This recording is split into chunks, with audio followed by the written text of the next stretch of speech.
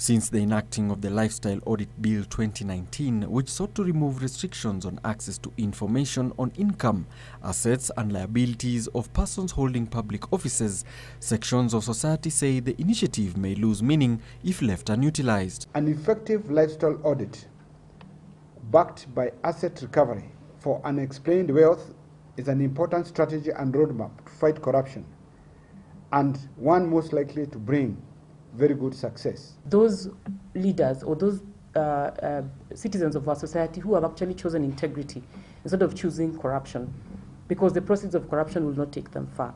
I'm calling on them to choose to do the right thing. Nelson Mandela once said that sometimes it falls upon a generation to be great. The chairman of the Multi-Sectoral Forum on Anti-Corruption and Sustainable Development lauded the government's efforts, adding that tightening the noose from an individual perspective should bring tangible results. We'd like to appreciate the work done by some of the agencies since our last press conference, and in fact over the last 1 year.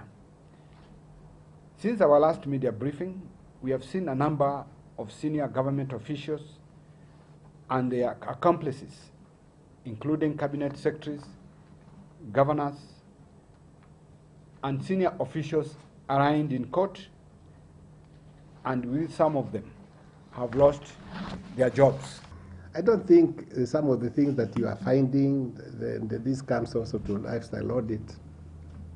Look at in the rural areas, some of the governors who have built mega structures, 18 months after they became governors, and then you look at that mansion is costing 1.5 billion shillings, and he has a whole lot of cars around, and then they come, let's do a lifestyle audit. What lifestyle audit are you, who is kidding who?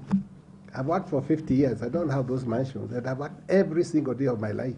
At the same time, the forum also described corruption as part of the challenges ailing Nairobi County, proposing that the capital be gazetted as an autonomous metropolitan city to give it the structures it needs in plugging fiscal inefficiencies.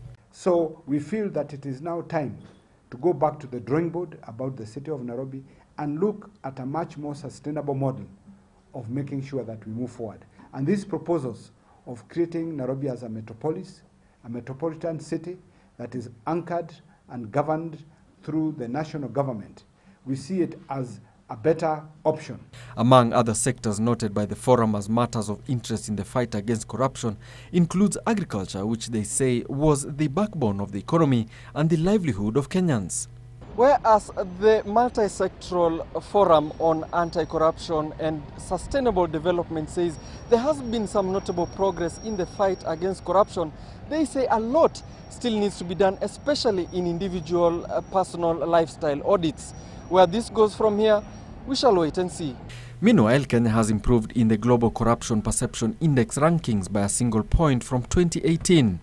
In the report released by Transparency International Kenya, Kenya obtained a score of 28 out of 100 in 2019 from a score of 27 out of 100 previously in 2018.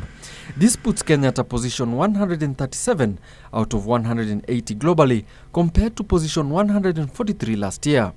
In the East African region, Rwanda is the least corrupt with 53 points, followed by Tanzania with 37, whereas Kenya and Uganda are tied at 28. Burundi had 19 and South Sudan was last at 12 points. Alan Naoko, Channel 1 News.